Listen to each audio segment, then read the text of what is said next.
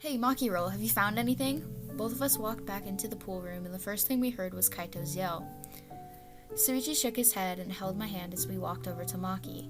You guys made it back. I need your help. She moved over to show us Ryoma's body. It was so pale and cold. God, I hate when people die. Yeah, of course, Maki. Shuichi's tone changed and he walked over to the body, dropping my hand. I felt a little lonely when he did, but pushed the feeling down. So it's pretty obvious he drowned, but I think it wasn't recently. He feels too cold for it to be recent, Shuichi said, putting his fingers to his neck, trying to find a pulse. I walked over to them and stood next to him. I want to help, but I'm pretty sure I will just get in the way. Shuichi gave my hand a small squeeze before he and Maki went to collect evidence. I stayed with them, but the whole time they were doing their thing, I just kind of stood there. We went to check his lab because there was some evidence of his motive video or something. I couldn't shake the jealous feeling. Was Maki better than me? No, he loves me, right? I tried to challenge my thoughts, but my doubt ruined my hope. I think he was killed in here, seeing as there are signs of struggle, Maki said, making me frown. I didn't want to have to stay here when I feel like this. Shuichi shouldn't have to see me like this. I poked his arm and gave him a smile. Anything wrong, Kichi? He looked really concerned about me, but I can't get in the way. This investigation affects all of our lives.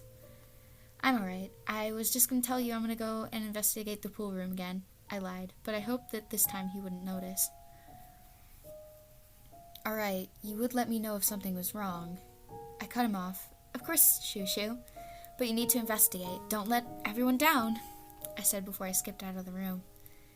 He said something to me before I left, but I didn't care to stay and listen. I wasn't going to the pool room. I just want some time alone. I shouldn't be feeling jealous of Shuichi's relationships. He has a lot of friends, and I only have him. I just get in the way anyway, being my annoying, useless self. I sighed and walked to my room. I shouldn't have believed in such an obvious lie. The room was dark, and I didn't even bother turning the light on. I didn't want to have to see myself. I felt so unwanted. I hate feeling like this, but seeing as I'm me, it happens a lot. Why do I feel this way? I groaned, pulling my blanket off my bed as I shrunk into the corner of my room. I pulled the blanket over my head and covered my eyes with the soft fabric. Why do I love you so much? That whenever you talk to anyone else, I wonder if you love me back. Because I'm never going to be. Sobs erupted through my throat as my eyes were overflowing with tears. I can't, I screamed, pulling on my hair. I don't want to have to do this anymore. I don't want to have to do the trial soon. And all I'm doing in here is crying. I'm no help at all. Why does Shuichi even put up with me? I know the time is running out for the investigation, but God, I feel so sick.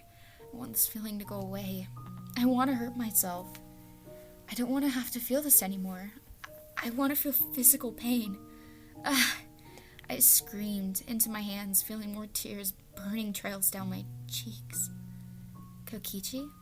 Shuichi whispered, walking over to me. I didn't even hear him come into the room until I felt his hand on my shoulder. Shuichi, I whispered him, voice already hoarse and hard to understand. Maki and the others are finishing up the investigation. We already got all the key information, so they let me leave to get you. His voice was so soft and gentle, it made my tears calm down. What happened? Do you want to talk about it? He sounded so calm and felt so warm. It was nice. I was feeling, I couldn't bring myself to tell him. The words were stuck in my throat, making it so hard to breathe.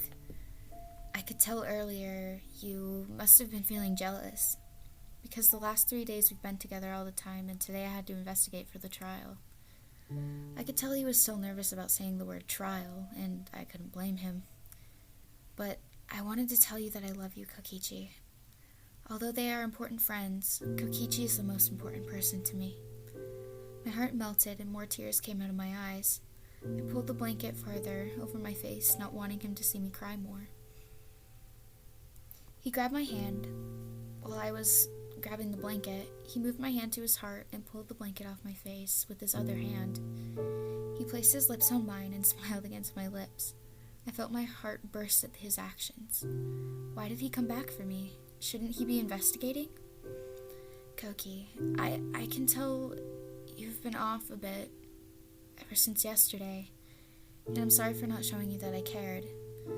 I do, and I was scared that I was just overthinking. I'm sorry. He placed gentle kisses all over my face. It's really okay. He put his fingers over my lips before kissing me again.